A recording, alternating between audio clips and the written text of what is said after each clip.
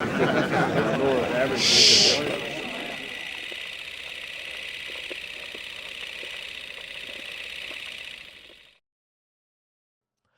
what's up, Karate Kid fans? Cobra Kai. Holy crap. I hope you guys have seen it. If you haven't, you need to stop this video right now and go see it.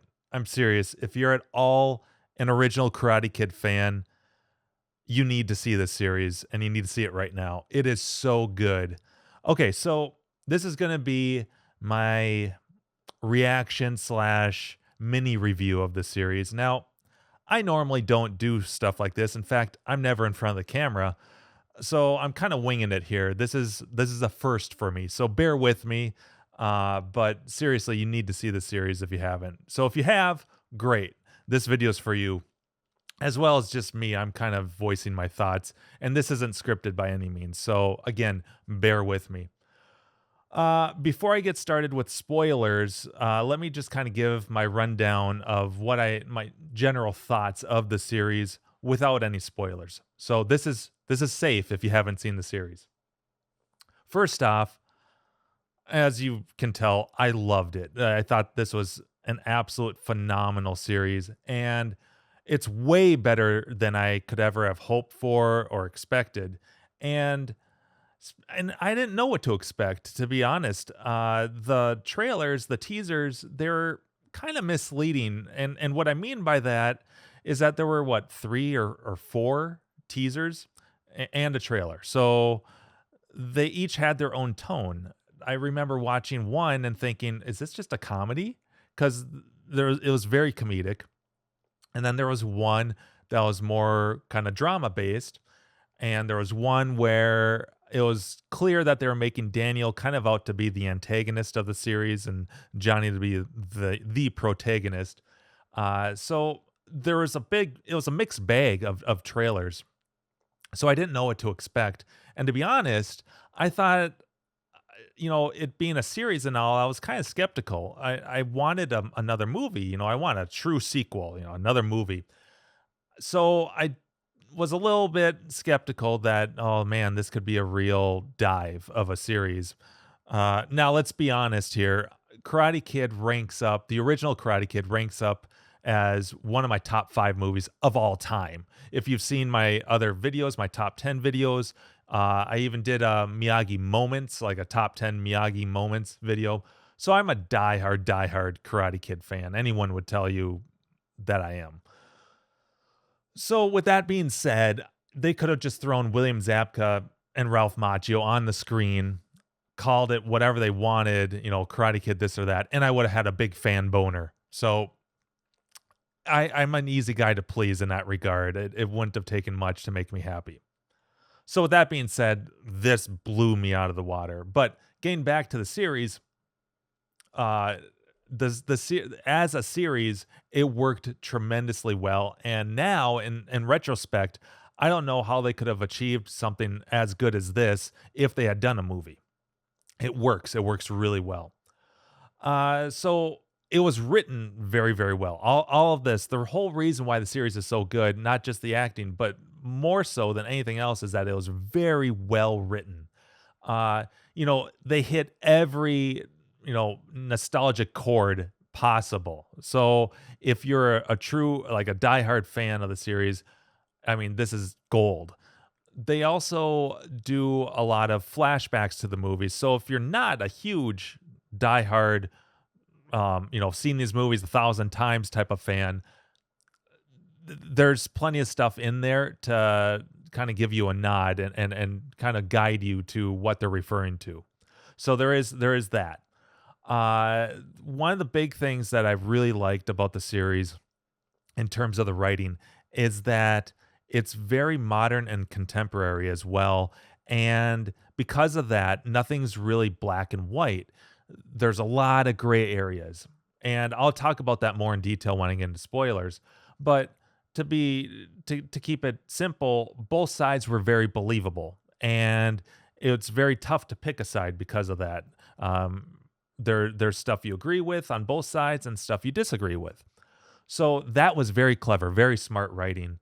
And I already mentioned that it works well as a series, but one of the big things about it versus a movie is that you've got 10 episodes that average about a half an hour each.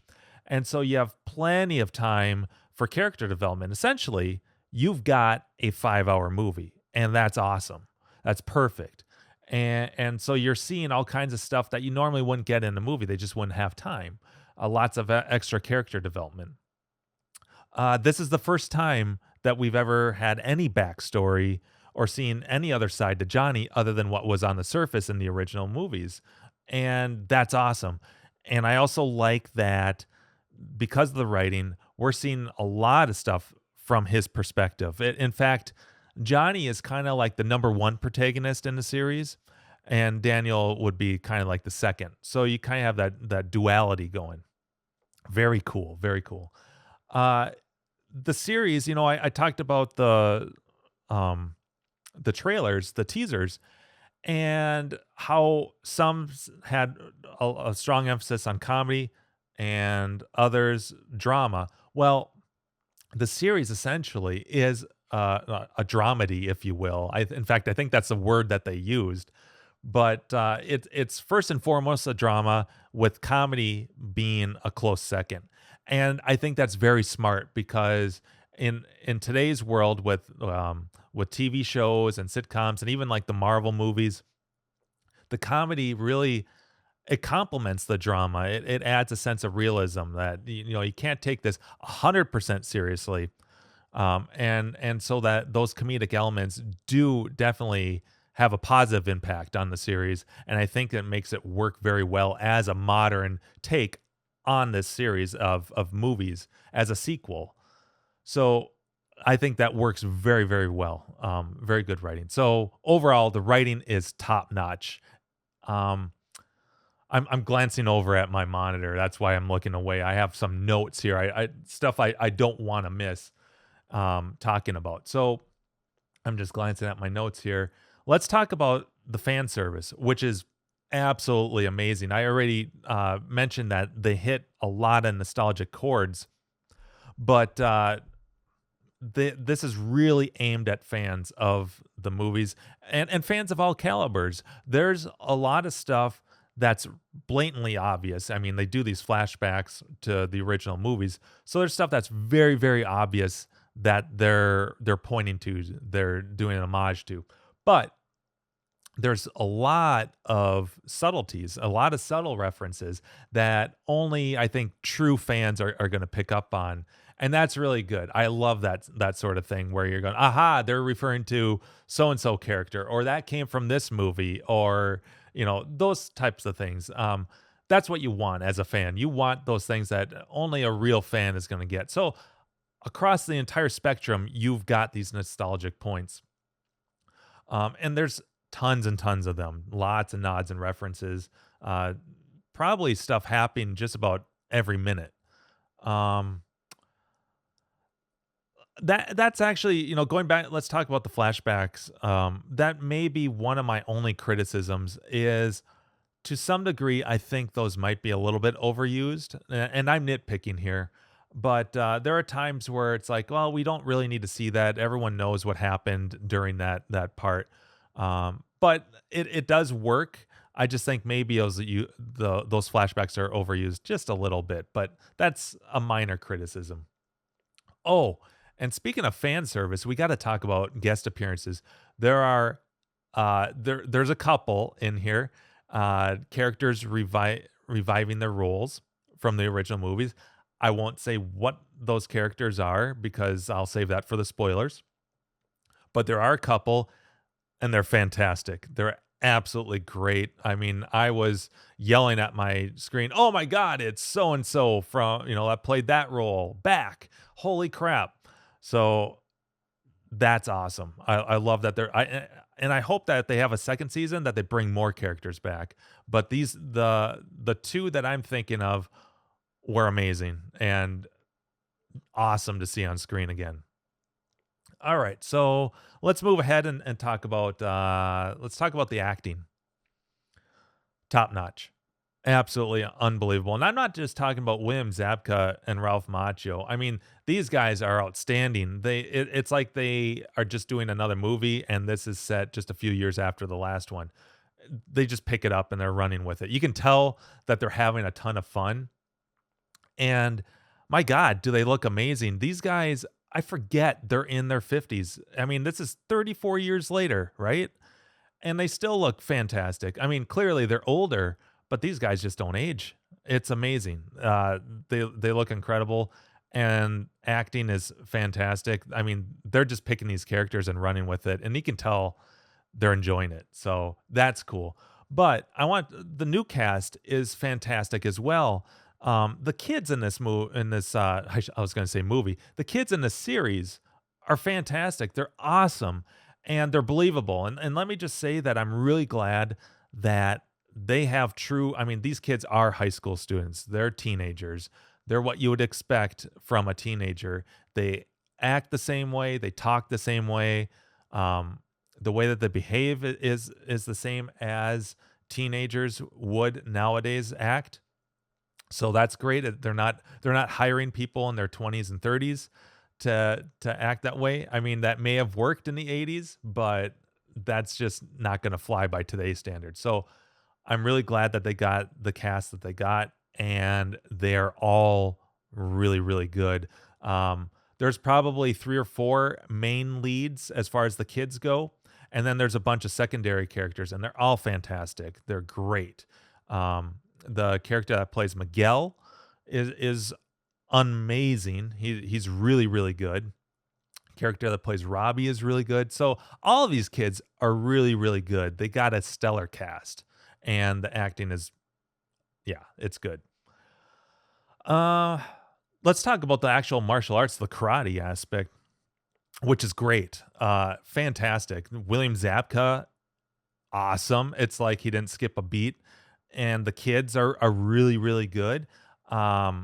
It's really fun to also see Daniel kind of revisiting his Miyagi-Do style, and he does.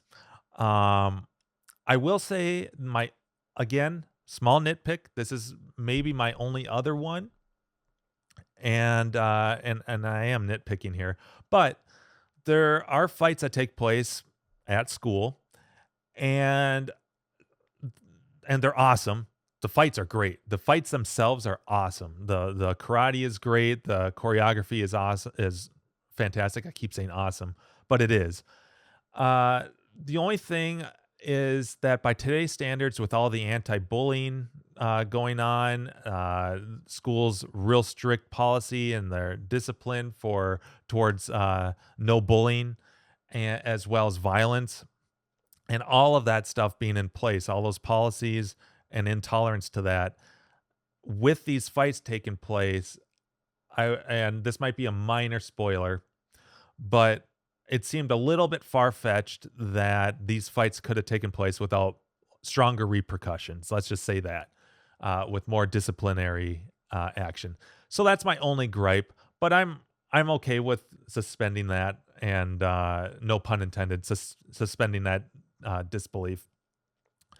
But regardless, nonetheless, the karate is awesome. It's great. The choreography is fantastic. So, yeah, I guess with that, I'm gonna be kind of spilling into some spoilers here. So I'll just say that big thumbs up. If you haven't seen it, go see it right now. Stop this video, go watch it. YouTube Red has a 1 month free trial. That's what I did. And so you can see all these episodes for free. They're all out there. Uh, and so, yeah, go do that or see it a second time if you've already seen it. But, anyways, I'm going to move on to spoilers. So, this is my spoiler warning. Sound the alarms. There's spoilers ahead here. But just to cap up the premise, let's talk about that first.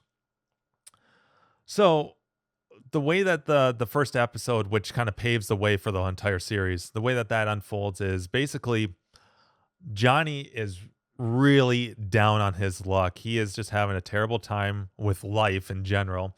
He's kind of a drunken mess, and uh, he's still looking to the past. He can't really let go of the past, especially that last match with Daniel Larusso that he lost to, and so he's really feeling down even 34 years later. He kind of he has a shitty job that he loses. His car gets wrecked, um, and so ultimately he has to take that to Daniel LaRusso's dealership.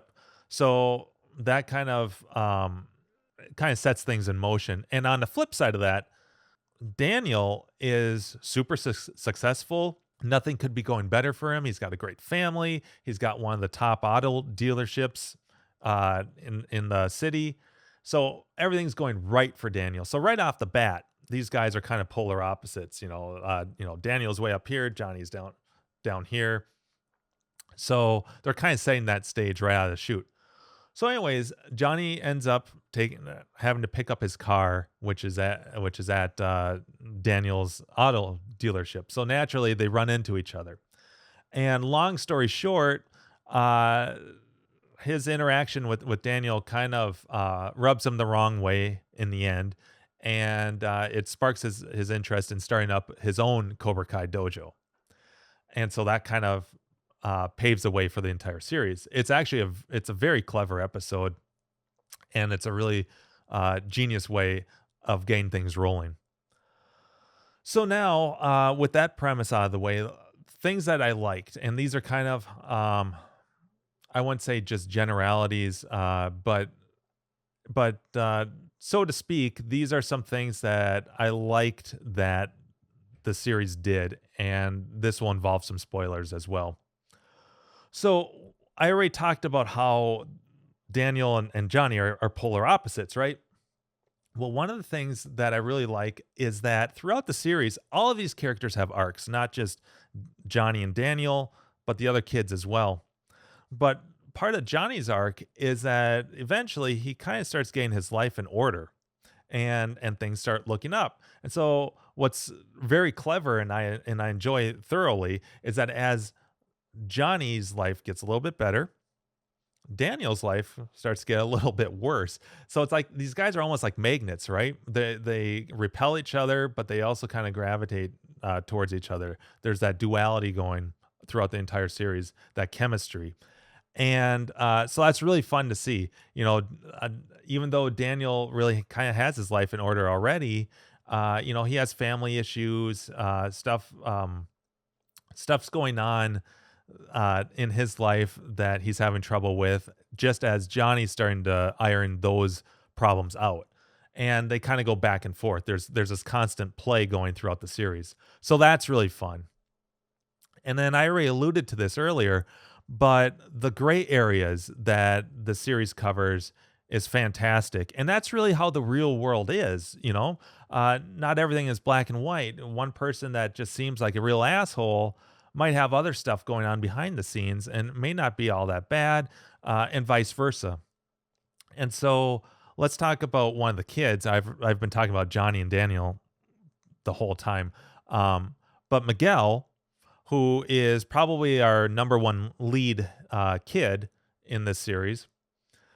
He's also Johnny's pupil, the first student that Johnny takes on as his pupil to train him in Cobra Kai. And he's clearly the underdog. He's a victim. In fact, Johnny obviously bails him out at the convenience store, taking on all those bullies. And so, one thing I like, we're talking about gray areas, is that Miguel, just like all these other actors, all these other characters, has his own arc too. And that's really interesting to see unfold because he starts out as an underdog. And by the end of the series, he's kind of a Cobra Kai asshole. You see a lot of Johnny's character, especially from the original Karate Kid, spilling over onto him. And if you have seen the entire series, by episode 10, you'll see that really unfold. And it's really interesting to see that. And at the same time, speaking of Miguel, at some point he is dating Daniel's daughter.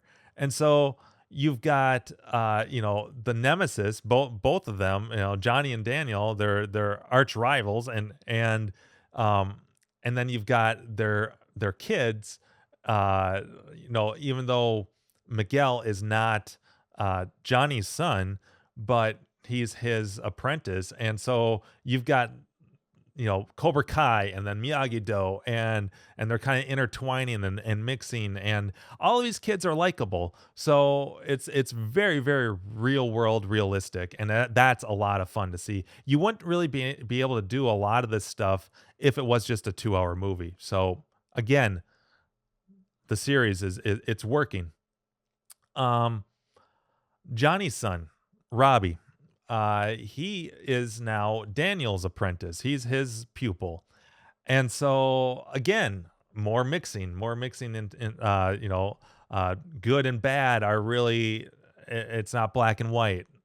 That's really cool. Um, I mentioned that the kids are likable, and when you first meet all of these Cobra Kai students, Johnny ends up with probably like 20 students or so at Cobra Kai, and they're all kids that are being bullied. They're kind of nerdy or wimpy. They're all of these kids that you have a bunch of sympathy for, that you want to prevail. And so it's fun to see a group like this in the Cobra Kai dojo in a different context. And all the meanwhile, you're kind of rooting for Johnny to toughen these guys up. In fact, one of the things I really like, it's a line of dialogue I think Johnny says to Miguel, and he's talking about how it's relating to how a lot of kids in today's society are very, very pampered, and a lot of stuff's just given to them. And when they're bullied by anonymous users, behind fake email addresses or Facebook accounts. And he basically says, man, kids today are just pussies. And he's talking about how back in his day in the 80s, if you had a problem with someone, you told it to their face, which is very true. But it also really speaks to how this is, it's kind of reminding us that this is modern. This is a contemporary thing. There is cyberbullying. There are all of these technological avenues that kids use to bully each other. So he's addressing that, and I love, it's hard not to root for him when he's trying to toughen these kids up. Granted, his methods are questionable, but he means well. And so you're getting these real, you're getting, this is the first time you're getting a third dimensional look at Johnny. He's no longer just a cardboard cutout bad guy. Wow, there is some depth to this guy, and it's tough to, again, it's tough to pick sides, um, because you want them to succeed. Um, and then Daniel, on the other hand, is not. I wouldn't call him the antagonist. I would certainly say he's an antagonist. He's Johnny's antagonist. Uh, but they're both each other's antagonists. Daniel is kind of the roadblock to Johnny succeeding, and vice versa. So there's kind of this duality going, where they're both protagonists. You get, I wouldn't say necessarily equal amounts of screen time with Daniel and with Johnny. It's a little more centered around Johnny, but you do get a lot, maybe 60-40. But both characters I found myself agreeing with, and both characters I found myself disagreeing with. So very tough to pick sides, very gray. And I absolutely like that, because throughout the whole series, you don't know where this is going. You don't know how you're going to feel. It's not all laid out in stone. It's not like your standard narrative film. So awesome. I absolutely love how they really do a good job of painting that gray area. So I already mentioned that Johnny and Daniel are kind of have this duality going, being a protagonist and antagonist. In fact, Johnny is almost an anti-hero in this. But again, everyone is so three-dimensional. It's just a breath of fresh air. You're seeing sides of Cobra Kai you never did before. Johnny's no longer one-dimensional. You get a glimpse into his life and background, which is a first. You find out that hey, he's got a real shitty stepfather. This guy basically supplied, the money. That's why he's a rich kid. But behind the scenes, he's getting bullied by his stepdad. He's kind of got a real shitty lifestyle, and his upbringing sucked. So that's new. And it's tough to really condemn someone that had a shitty childhood. Uh, so I really like that. Let's see. One of the other things that threw me off, I just need to scroll down here. But one of the other things that threw me for a loop and surprised me is when Johnny is training these kids and he's talking about the Cobra Kai philosophies, the strike first, strike hard, no mercy. And clearly, that relates to his style of karate. But he starts relating those philosophies to real life for these kids. He uses it strike first as an analogy for dating with Miguel, and he's talking about seizing the moment and all of these philosophies as they relate to the real world and different situations that these kids face every day.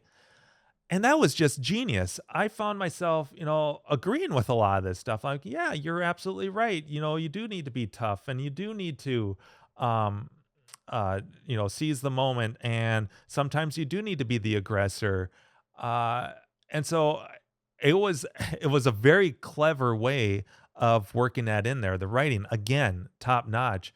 But, that threw me off. I was not expecting that. But I'm like, man, he's got a good point here, right? Let's see. We already talked about. So, um, they really portrayed Johnny at least early on as an underdog, and it's fun to see that. Um, I've heard people talk about how well Johnny was actually right. Daniel's a bully. There's all kinds of theories like that floating around, and so it's really fun to see some good writing behind it and have this entire new perspective on Johnny as a character. All right, so on the other end of that, let's talk about Daniel a little bit.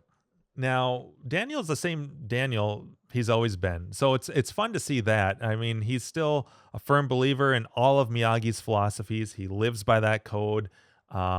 He at the beginning, even when he bumps into Johnny the first time, you can still see that he's got some optimism in him. Of course, after Johnny starts up the dojo, Daniel is a lot more skeptical and really doesn't believe that Johnny has changed. So just like Johnny, Daniel has trouble letting go of the past. The past really weighs down both of these characters in different ways, but similarly. Uh, it's fun to see Daniel from Johnny's perspective as kind of a villain, as an antagonist, and not under the spotlight the entire time. You're seeing more of Johnny than you're seeing Daniel, so it's fun to see that. See a different perspective.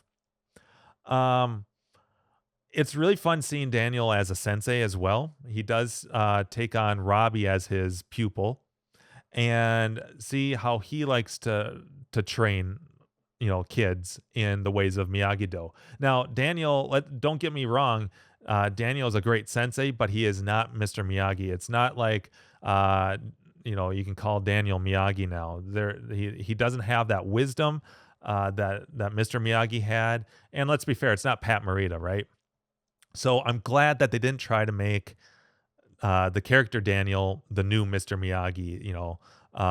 It's clear Daniel is his own person, and he's got his own way of teaching things, even though they overlap with a lot of what Miyagi taught Daniel. It was fun to also see Daniel introducing Robbie to a new secret technique. Now, it's not the crane kick. This is some new move where you're kicking with both legs and while balancing on one arm. Don't ask me. I don't know exactly how that's supposed to work, but I wonder if it's a little bit of an homage to what the original crane kick was. But regardless, it's fun to see that. Oh, here's a new secret technique. Um, And it's just fun to see Daniel kind of being the new sensei. So I really enjoyed that aspect of it.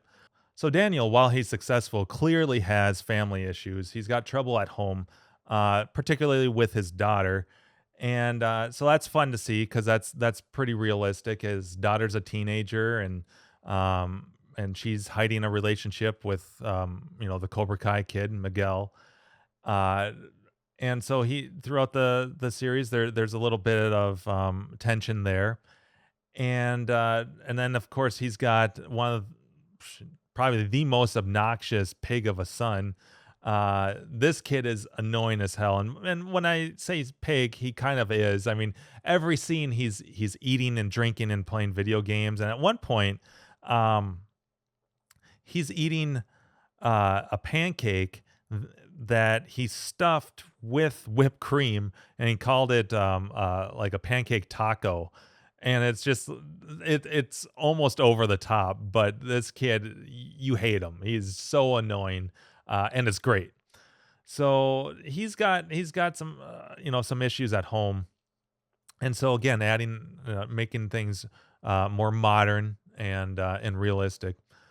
Uh, and it's fun because I was talking about that balance between Johnny and Daniel and how they can't let go of the past.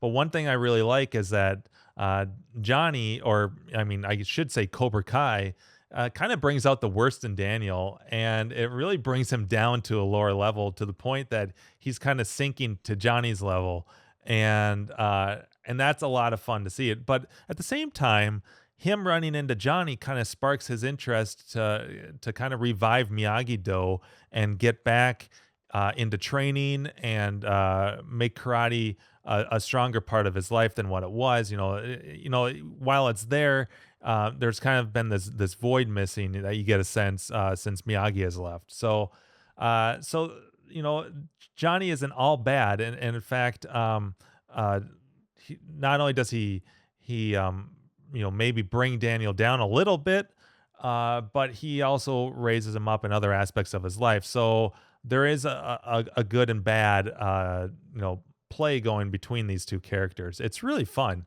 But again, magnets, they push each other away, but in the end they kind of come back to each other. So uh, it's a very fun dynamic to watch unfold.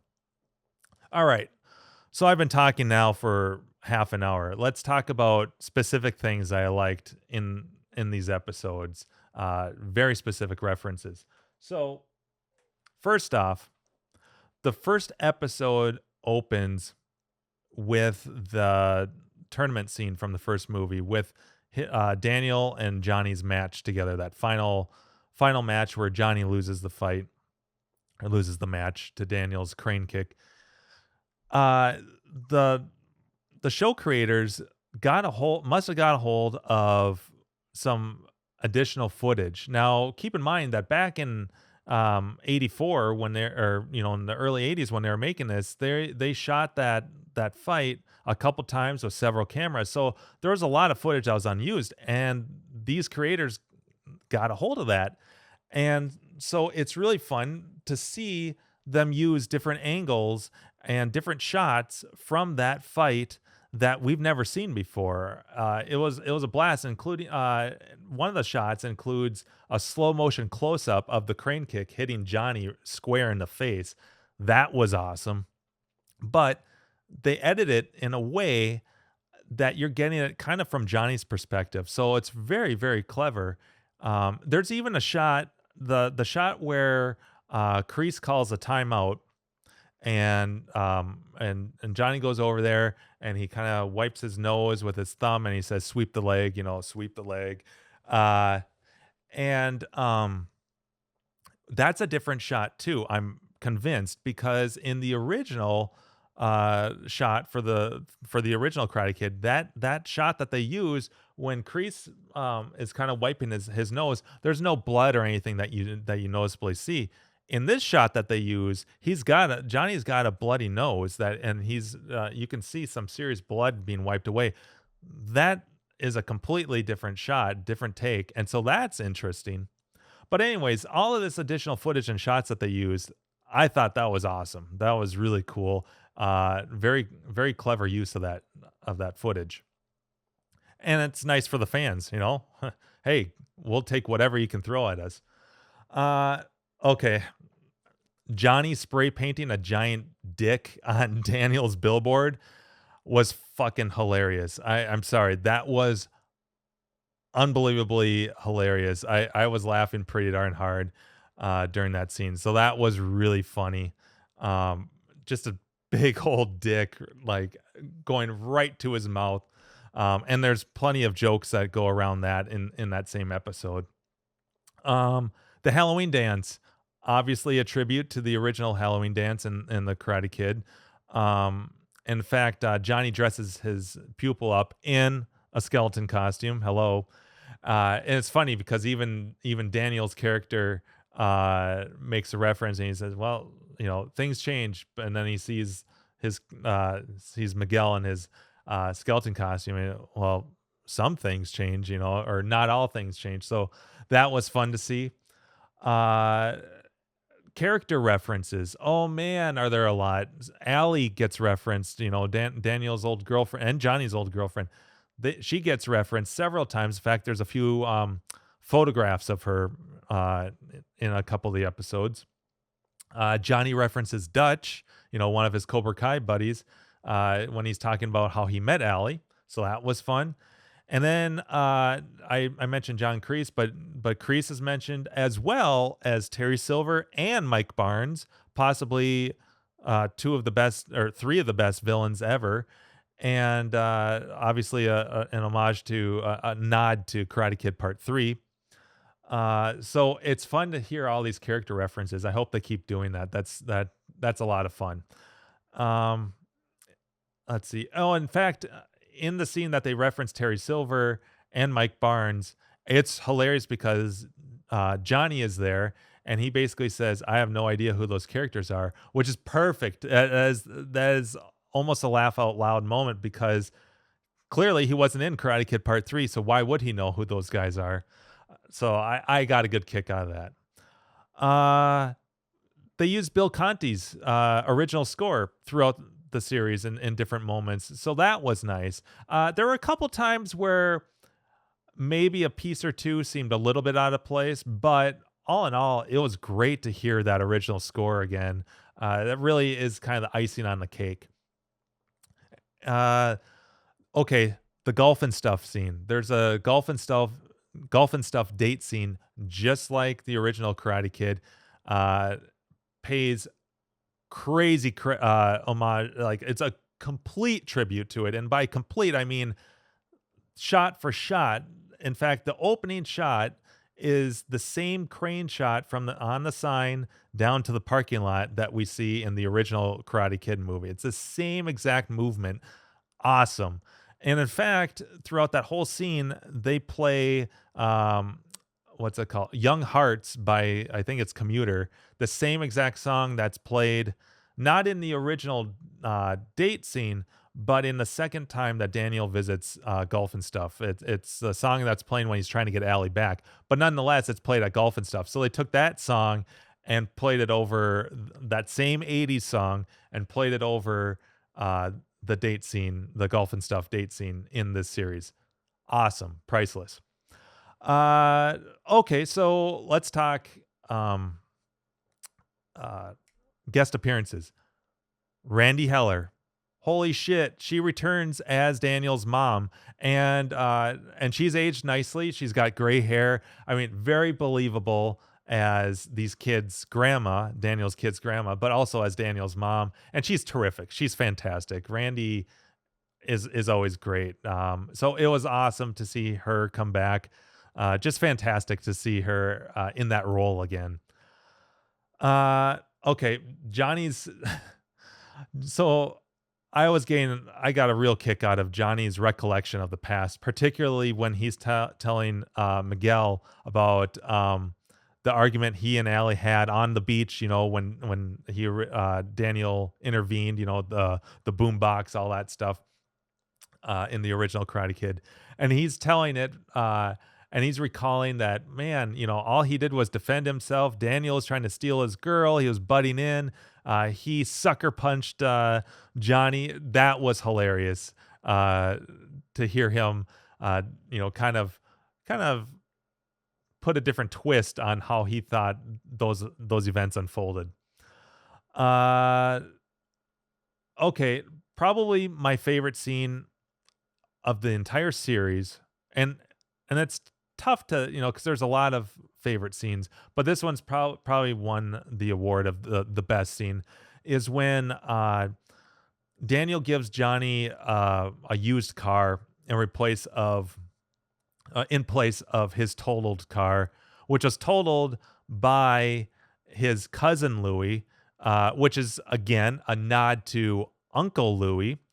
But his cousin and his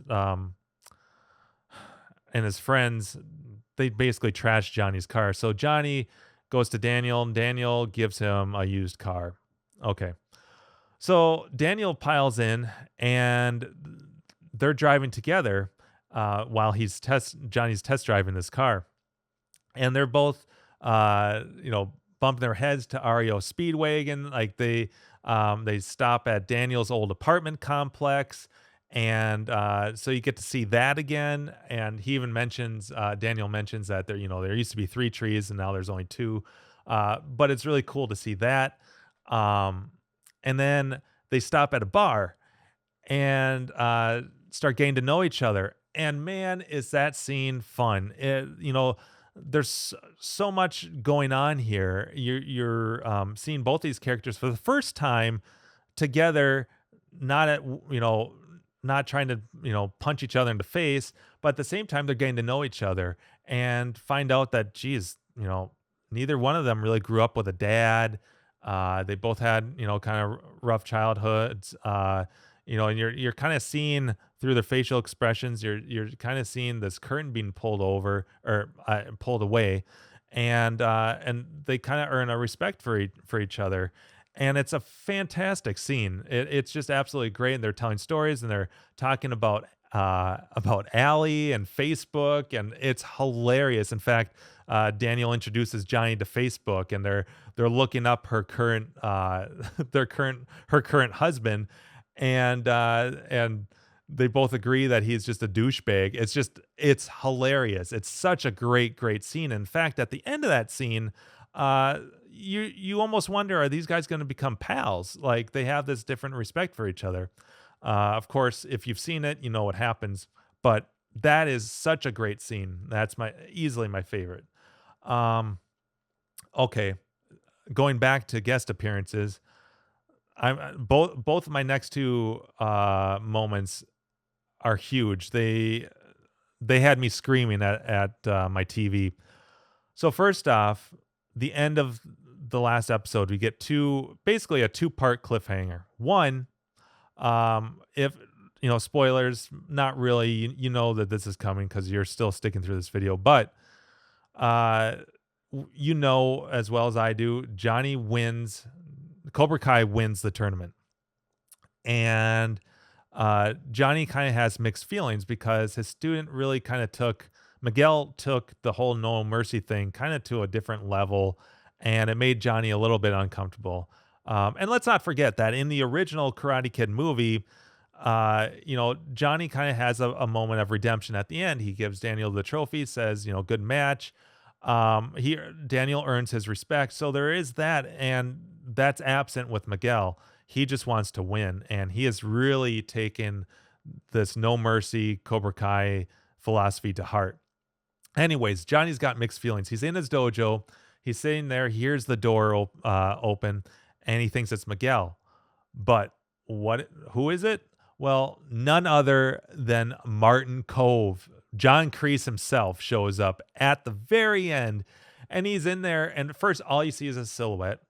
And as a fan, right away. I mean, the hair on my neck was standing up. I go, oh my God, it's John Kreese. He says a few lines, and then finally reveals himself. And he's got a big cigar, kind of a trench coat on. It's freaking awesome. Like, holy shit. This is you've got this tension on the screen. You've got Johnny and his sensei. Holy fuck.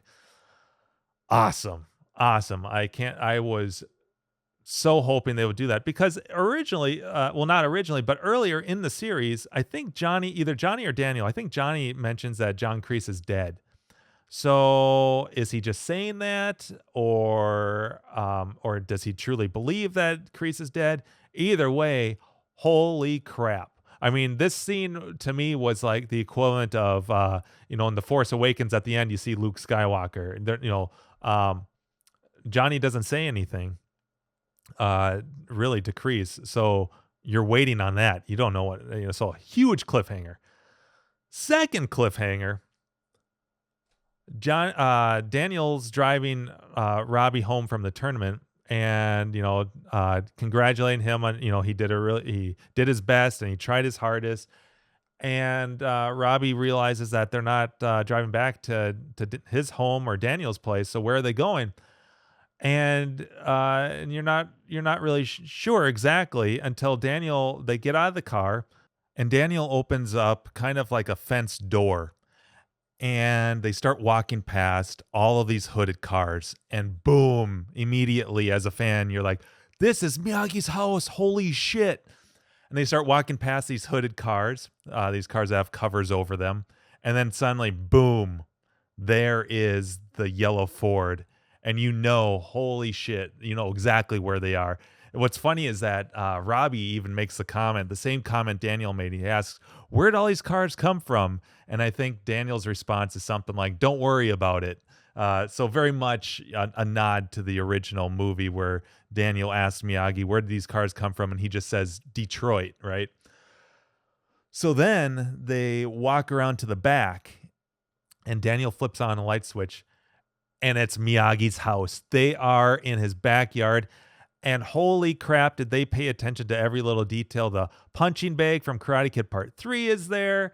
The same, everything is the same. The little stream, where he had the fish, everything is exactly the way it was, except aged, of course. And some stuff I think is covered up. But holy crap. So you've got Kreese returning, you've got Miyagi's house. And then the big, the kind of the icing on the cliffhanger is Daniel mentions to Robbie, he's like, well, if we're going to be doing this, having more students, he says something like that, implying that there's going to be more than one Miyagi-Do student upcoming. And that would be a first because you only had Daniel, and then Daniel had Robbie. So holy shit, are we going to have like an entire school of Miyagi-Do karate? It was awesome. Absolutely awesome. I would say even the last 3 episodes, I was on the edge of my seat throughout most of them, screaming at the TV. It was unbelievable. So much fun. I can't say enough good things about it. So there you have it. I mean, speaking of saying too much, this video has gone way too long. I'm pushing, 50 minutes here. So I'll just end it there. Clearly, 2 thumbs up. You guys got to see this. And if you have seen it, go watch it again. I'm actually on my way through the series a second time. What I want to do is an Easter egg video, or kind of a fan service video where I talk about all of the little, because there's so many nods and references to the original movies. So what I want to do is I want to go through and kind of cover all of those as best I can. So that video is gonna be coming out shortly. I'll have that one soon.